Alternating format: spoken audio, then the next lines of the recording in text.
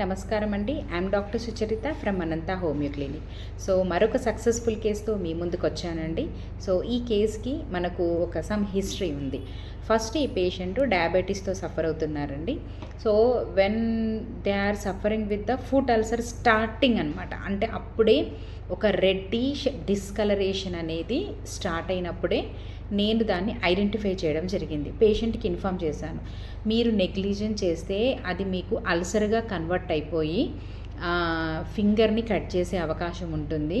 అది అక్కడితో ఆగదు, తర్వాత సెకండ్తో థర్డ్తో అలా అన్ని వేళ్ళు తీసేయడం జరుగుతుంది. ఫుడ్ కూడా పోయే అవకాశం ఉంటుంది నెగ్లిజెన్స్ చేస్తున్నా కొద్ది అని చెప్పేసి క్లియర్గా సజెషన్ ఇవ్వడం జరిగింది.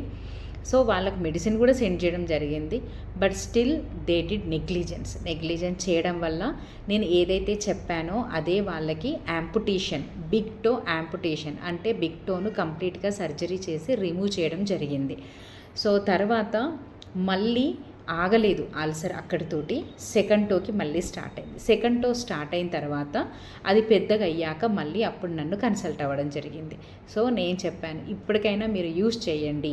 సో అప్పుడు దే స్టార్టెడ్ టు యూజ్. ఎందుకంటే బిఫోరు వాళ్ళు ఎంత సఫర్ అయ్యారో, అది క్యూర్ అవ్వడానికి ఎన్ని మంత్స్ పట్టింది అనేది వాళ్ళు ఎక్స్పీరియన్స్ అయ్యారు. ఎందుకంటే యాంపుటేషన్ తర్వాత అది హీల్ అవ్వడానికి వాళ్ళకి 2 months టైం అనేది పట్టింది.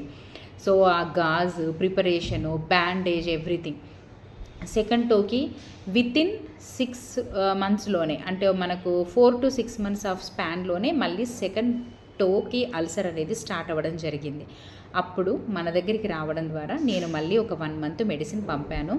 సో మీరు చూసానా ఈ పిక్లో ఫస్ట్ పిక్ అనేది మన దగ్గర 1 month మెడిసిన్ యూస్ చేశాక ఎగ్జాక్ట్ 50% తగ్గింది. First pic actually we miss, అది వాళ్ళ దగ్గర మిస్ అయింది, మా దగ్గర మిస్ అయింది.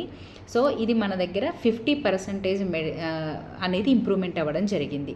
ఆ తర్వాత మళ్ళీ 1 month మెడికేషన్ పంపాక complete cure 1 month next second మంత్లో జరిగింది.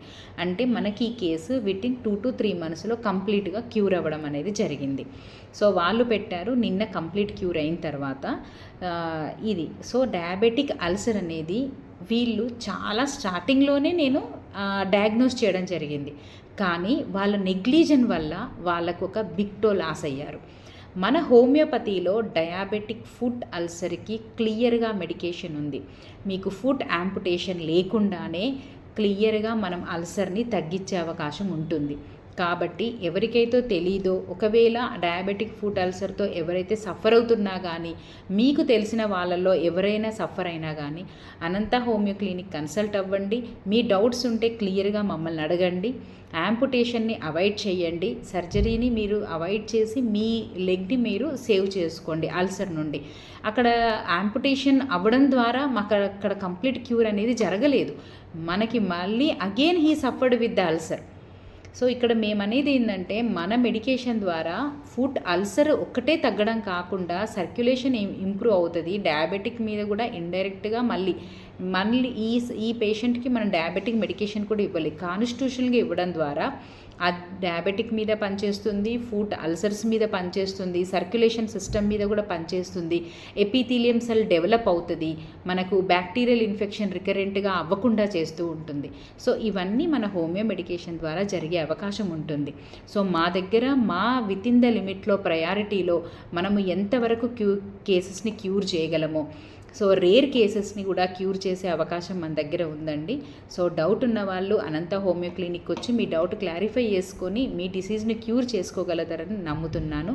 మరొక సక్సెస్ఫుల్ కేసుతో మళ్ళీ కలుద్దాం. నమస్కారం.